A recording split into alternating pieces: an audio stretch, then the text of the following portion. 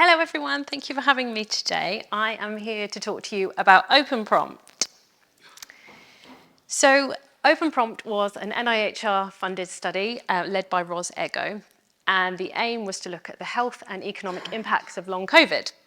So the study is kind of separated into two parts. The first part was a couple of OpenSafely standalone analyses looking at healthcare utilisation and looking at coding of long COVID. But what I'm here to talk to you about today is the study that we did where we collected patient-reported outcome measures using a smartphone and linked them to the primary care and secondary care record. So to do this, we needed full NHS ethics and HRA approval. And then we recruited people really widely. So basically anyone in England who had a smartphone and was a grown-up could take part in the study. And we advertised really widely through social media. And we asked TPP practices to send text messages to invite their patients to take part. And the whole study was done using the AirMid app. So for those of you who don't know, AirMid was the app developed by TPP, which allows patients to interact with their general practice. It allows them to request repeat prescriptions. It allows them to have video consultations, and it allows them to upload data about their health, which is then held in the personal patient record.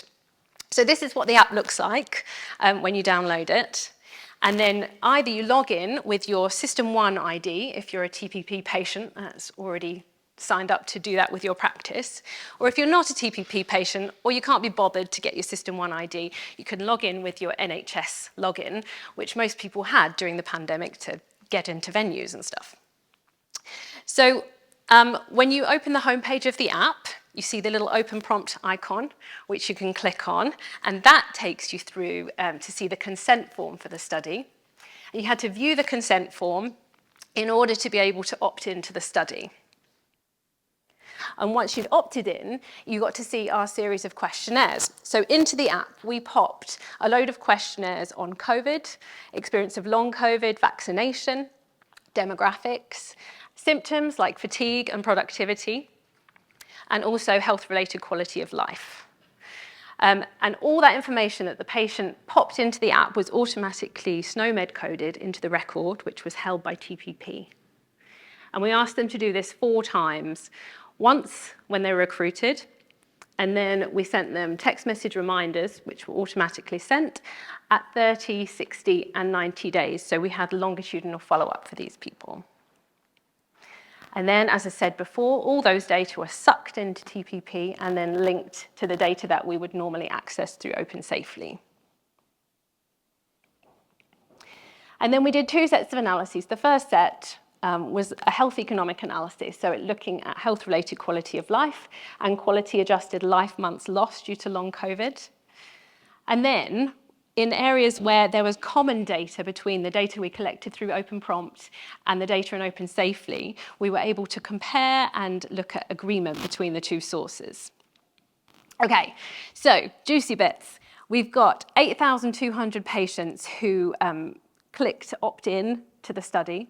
We lost some of them, we expected to lose some of them, and then we had 7,500 who responded to that first demographic questionnaire that we gave to them. And of those 7,500, about 6,000 were in OpenSafely, so 6,000 of them were TPP patients, and the others obviously found the study through social media. And then of those 7,500 that responded to that first demographic questionnaire, 6,300 then subsequently responded to at least one of our research questionnaires. So, there is not time to take you through all the results from this study, but this is my favourite one. This is showing the mean utility score for patients who had recovered from COVID and patients with long COVID. And so basically, it's a measure of their quality of life over the 3-month course of the study. And you can see in the blue line at the top, those people who'd recovered from COVID had better quality of life compared to the people with long COVID. And the important thing is that this doesn't really change over time. So it looks like our long COVID patients aren't getting any better. Now this is my favourite bit because I like a bit of validation. So First of all, this is showing the differences in the population that we collected in OpenPROMPT compared to the OpenSafely population. So the blue line is the age distribution of our OpenPROMPT patients. And unsurprisingly, we've got more patients who are in the middle age compared to younger. I think that reflects just the fact that middle-aged people may be more likely to take part in research. Maybe they're more keen on this, or maybe they had more long COVID, because we did have an enormous amount of patients with long COVID. And then the map on the left-hand side shows you the geographical distribution of patients. And unsurprisingly, again, we had more people taking part in this study that were in TPP practices, and the TPP practices are more common in the East. So we had loads of recruitment in the East of England. Now, here is my Venn diagrams, presented by me, but very much created by our lovely team. This shows the agreement between OpenPROMPT and OpenSafely in terms of vaccination.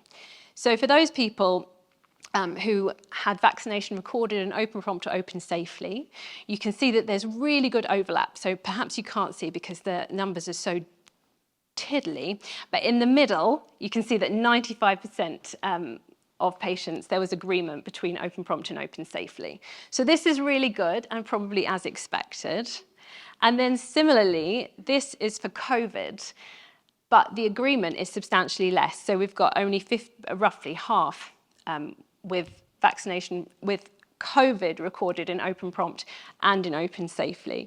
But obviously, we've got the issue of testing and reporting that testing. So again, not surprising, but if you want to do COVID research using OpenSafely, it's worth knowing.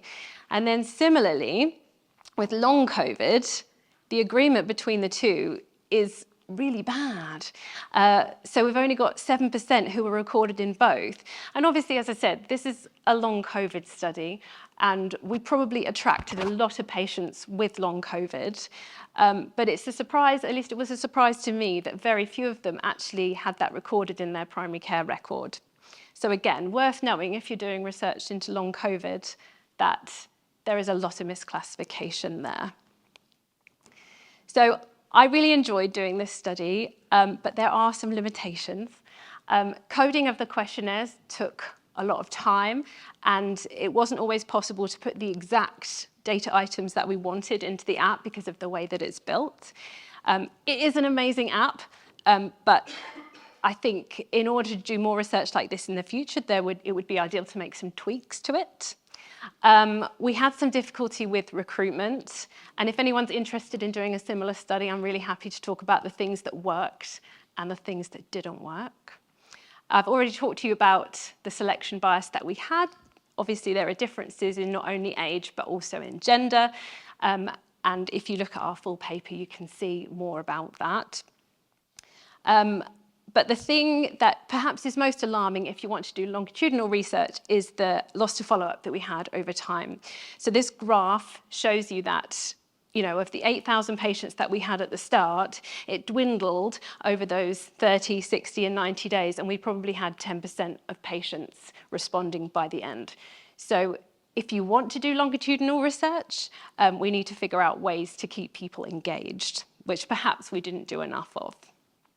So, conclusions, I felt like this was a really exciting, novel study. We managed to do it, which I think was a surprise to some people. And I do think there's enormous opportunities there for further research. And I'm happy to share my knowledge, and if that helps you going forward. Thank you to everyone on the OpenPROMPT team, most of whom are not here today, and people at the Bennett Institute who helped us, and of course TPP. So thank you.